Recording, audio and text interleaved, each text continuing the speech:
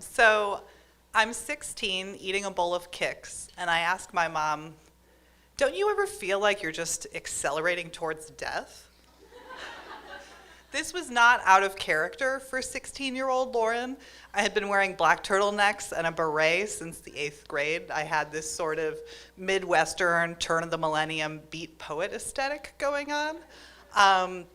I was also writing editorials for my school newspaper, so I was always trying out sort of strong openings on my mom, and also sort of trying out 2-word pairings like superficial patriotism or bulimic learning in just conversation at the family table.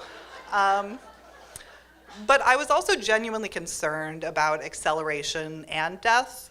Acceleration, we'd been talking about it a lot in my math and science classes, and sort of the insistence of the integral, the per second of gravity, was agitating to me. And just death, broadly as a theme, was of concern. So my mom, who trained as a psychologist, was prepared for this and just engaged in a little active listening.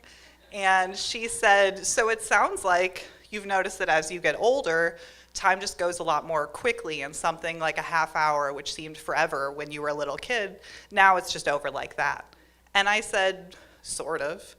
And she said, sure, I feel that way sometimes, which is shocking. My mother just admitting in conversation that sometimes she feels like she's accelerating towards death.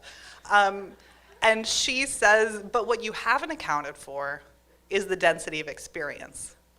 And I say, what does that mean? And she said, there's more, experience gets richer as you get older. So like when grandma talks to you, maybe about a problem you're having, she remembers what it's like to be someone your age, maybe feeling the things you feel, maybe having the same problems you have. She remembers what it's like to be the mother of a person your age and that experience. And she gets to enjoy the experience of being your grandmother in the present moment. And I say, density of experience. And I sort of picture the slow spiral of a snail's shell.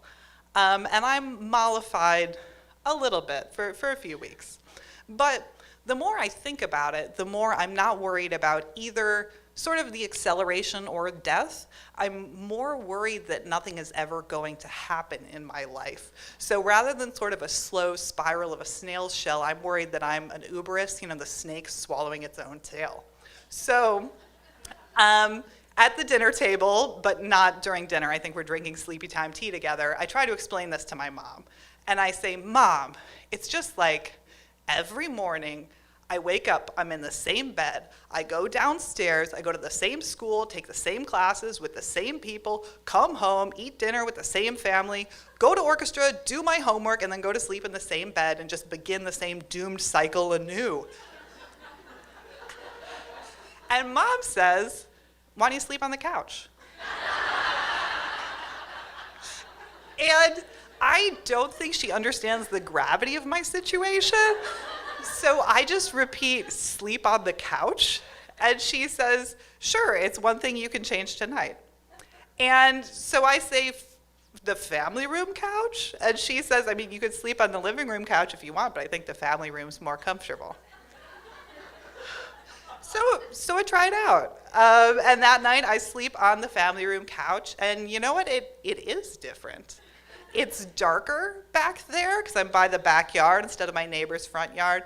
It smells different. I've decided to sleep in a sleeping bag to really get the full effect, and there's sort of a residual campfire scent. And it sounds different. Through sort of the vent, I can hear my parents just talking to each other in their room at night. And it's one of the first times I can remember really realizing that they have conversations that aren't about me and don't even involve me.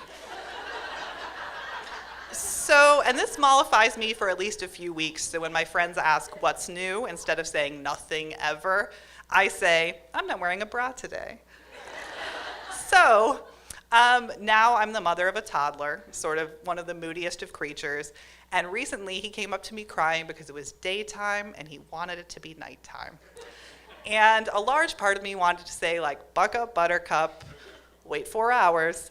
But then I remembered how long 4 hours is when you're 3 years old. And I remembered what it feels like to be, confined by your circumstances. And so I channeled my mom and I said, you know what? Oh boy. You know what? Let's build a blanket fort, and in there it'll be dark like nighttime. We can use our flashlights like nighttime, and we can read books like we do at bedtime. And he's not just mollified by this, he's genuinely delighted. And when I called my mom that evening, I was sure to tell her about it to add another layer of density to the experience.